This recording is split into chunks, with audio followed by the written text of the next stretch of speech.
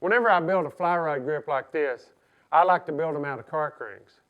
And on any 7 weight or above, I like to put on what's called a fighting butt. In this video, I'd like to show you how to make a fighting butt like this. And once you learn this technique, you can build a rear grip on a split grip spinning or casting rod. The first step is to glue a couple of cork rings together. I use 5-minute epoxy to glue my fighting butts together. I squirt out 2 pools side by side about the size of a dime, mix it up really well, and then I'll smear it out real thin so that I can just push those cork rings down in that epoxy and cover that surface. I have a big old heavy duty clamp that I use for making my fighting butts because I have it right there available all the time. But don't clamp them up too tight because those cork rings can crush real easy. You can use a hand clamp like this.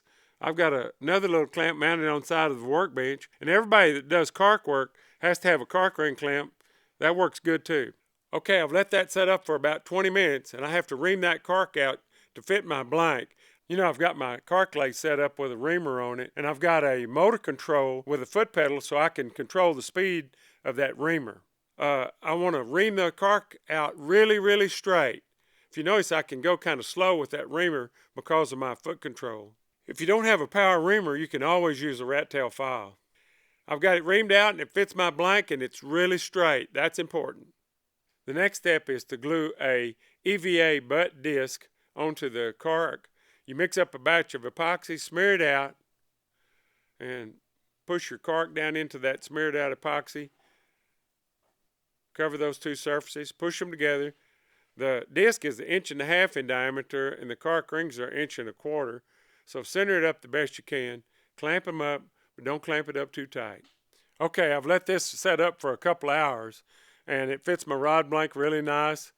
I'm ready to turn this baby down. We've got to build up some bushings onto a shaft on our lathe so we can turn this down. I do that with masking tape. You slide that fighting butt up on there and we're ready to turn it down. You want to spin it and make sure and get it as straight as you can. Now you got to gather up some little strips of sandpaper. I use a hacksaw blade mounted on the board to cut these thin strips. I like to start with about 80 or 100 grit on this little fighting butt and work my way all the way up to 400 grit.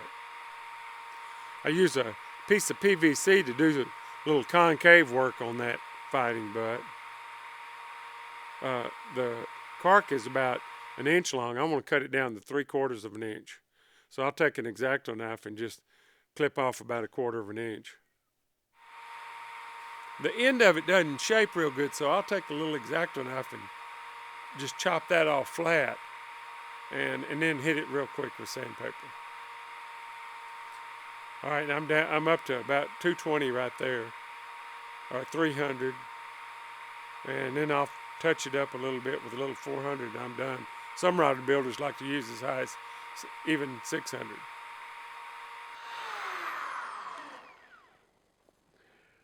Okay, we finished our fighting butt and it looks really nice. It fits our blank really good. Remember to ream out your cork rings straight to fit your blank before you glue on your EVA disc. If you get a chance, watch our video on making a fly rod grip.